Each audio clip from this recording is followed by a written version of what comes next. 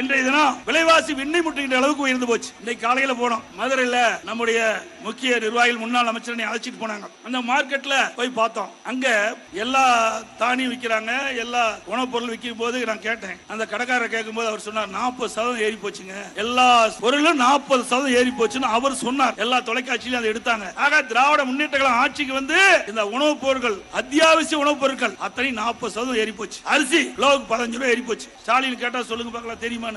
கொல்லுக்கும் எள்ளுக்கும் வித்தியாசம் தெரியாத ஒரு முதலமைச்சரா இருக்கிறார்.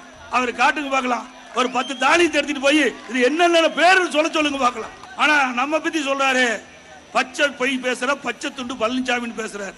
திரு ஸ்டாலின் அவர்களே, நீங்கள் தான் பச்சை பொய் சொல்லிட்டு இருக்கிறீங்க, நாட்டு மக்களை ஏமாற்றிக் கொண்டிருக்கிறீர்கள். அதிமுக அரசு விவசாயிகளை காத்துக் கொண்டிருக்கிறது. விவசாயிகள் பம்பு செட்டுக்கு 24 மணி நேரம் மும்முனை மின்சாரம் கொடுத்தது அதிமுக அரசு.